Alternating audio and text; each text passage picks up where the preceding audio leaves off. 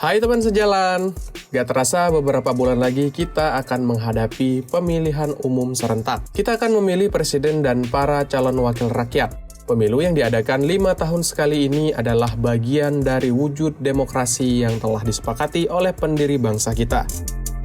Tapi, tahukah teman sejalan, bahwa di setiap pemilu selalu ada yang namanya golongan putih, atau yang biasa disebut dengan golput. Apakah golput itu? Apakah dia adalah partai politik? Bukan.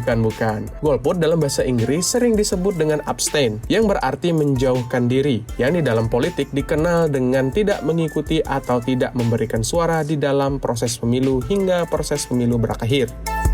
Sedangkan di Indonesia, istilah golput mulai dikenal di pemilu tahun 1971, yang merupakan pemilu pertama di era Orde Baru. Pemilu ini diikuti oleh 10 partai politik, jauh lebih sedikit jika dibandingkan dengan pemilu sebelumnya di tahun 1955, yang diikuti sekitar 172 peserta pemilu.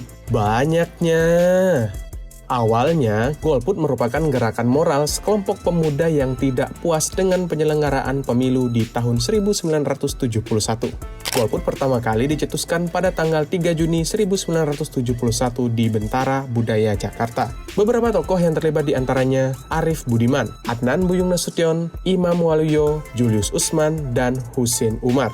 Para pemuda ini menilai bahwa pemilu 1971 tidak ada satupun tokoh atau partai politik yang bisa menampung aspirasi mereka. Hari-hari menjelang pemilihan umum, gerakan golput menjadi tidak terbendung. Tema-tema pamflet seperti tidak memilih adalah hak saudara, tolak paksaan dari manapun, golongan putih, penonton yang baik, bertebaran di ibu kota.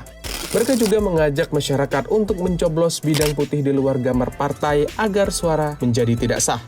Di dalam artikel yang diterbitkan oleh tirto.com, salah satu tokoh sentral dari gerakan golput, Arief Budiman, dalam tulisan Tempo edisi 19 tahun 1971 mengatakan, gerakan golput terinspirasi dari pertemuannya dengan Presiden Soeharto.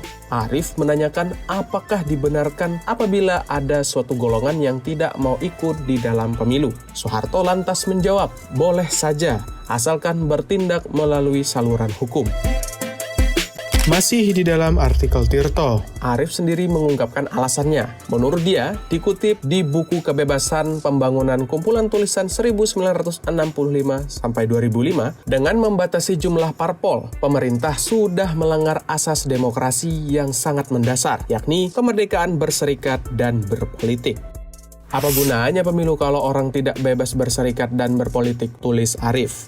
Golput yang pada awalnya adalah gerakan moral, akhirnya berkembang menjadi persoalan teknis. Orang-orang yang tidak bisa hadir ke tempat pemungutan suara atau TPS karena sesuatu hal, misalnya karena lebih memilih bekerja atau liburan, atau tidak tercatat di TPS manapun akibat persoalan administrasi, jumlahnya cukup signifikan dan mereka tergolong ke dalam kalangan apatis dalam urusan politik. Walaupun demikian, golput yang terkait dengan alasan ideologis pun masih cukup banyak. Mereka dengan sengaja memilih untuk golput karena merasa tidak ada satupun partai politik atau kandidat yang mampu membawa aspirasi mereka. Angka persentase golput dari pemilu ke pemilu mengalami kenaikan yang cukup signifikan. Data Indonesia.id mencatat jumlah pemilih golput di tahun 2004 sebanyak 29.955.275. Kemudian naik di pemilu 2009 sebanyak 43.141.765. Dan mencapai puncaknya pada pemilu tahun 2014 sebanyak 58.609.922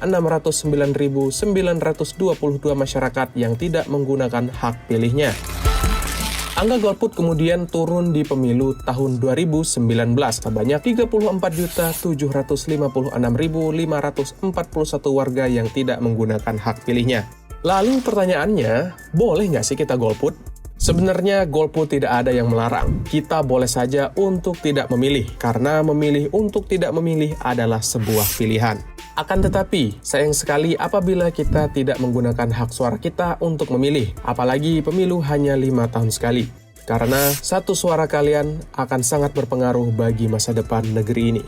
Nah, teman sejalan, apakah kalian sudah menentukan siapa pilihan di pemilu 2024 nanti? Share di kolom komentar ya.